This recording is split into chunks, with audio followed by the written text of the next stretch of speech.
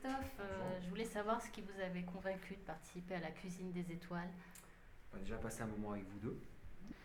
L'idée de faire quelques plats simples avec quelques tours de main, voilà, d'avoir un échange et puis de participer à un événement qui n'est pas commun. Qu'est-ce que tu as l'intention de donner comme tour de main? Quel plat tu vas présenter pour que les internautes soient un petit peu accrochés et intéressés? Voilà, donc on a commencé par faire une truite. Donc c'est mon référent pour moi, la truite, c'est mon plat. J'adore ça, j'adore ce poisson. Du Vercors Du en Vercors, plus. bien sûr, de la maison. Donc j'ai essayé de faire quelque chose de très simple avec une cuisson très douce, très longue. Ensuite on a travaillé la Saint-Jacques. Donc là c'était l'idée de travailler la Saint-Jacques et le salsifis cru. La petite subtilité ça se faisait sur l'assaisonnement, c'est-à-dire le yuzu et le sirop d'érable, Et de le poivre contraste. fumé. Et le poivre, Et le le sel sel fumé. fumé. Et le sel fumé. Donc j'aime bien moi de temps en temps décaler les choses comme ça et leur apporter une subtilité et puis surprendre les gens. C'est toujours bien quand tu arrives à surprendre les gens avec des choses qu'ils connaissent. Ensuite on a fait alors ça c'était pour toi, je l'ai fait pour toi. Super. Les champignons et le Beaufort. Donc j'ai fait un petit consommé de champignons avec une émulsion de fromage. J'ai fait une belle mousse légère, très subtile.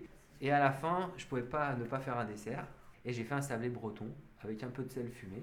Et c'était très bon, très simple en fait, frais voilà. Qu'est-ce qui va donner aux internautes l'envie de participer à cette Eh ben, opération?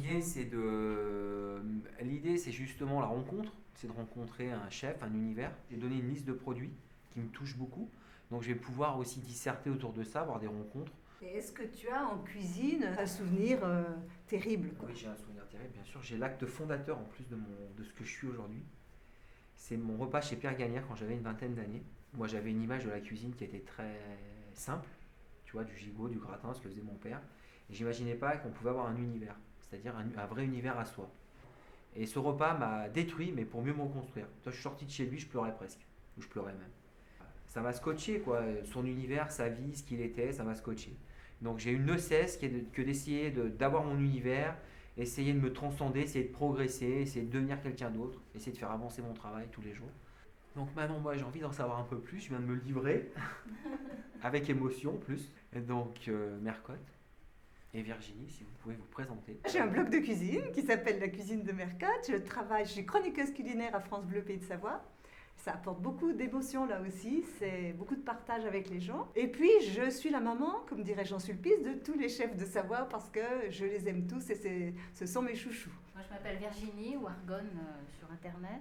J'ai un blog qui s'appelle Taste of My Life et je mélange cuisine et photographie, donc photographie culinaire également. Et mon objectif, c'est de donner envie à mes lecteurs d'essayer la recette que je présente et aussi de partager mes émotions au cours de voyages ou promenades à travers la photo.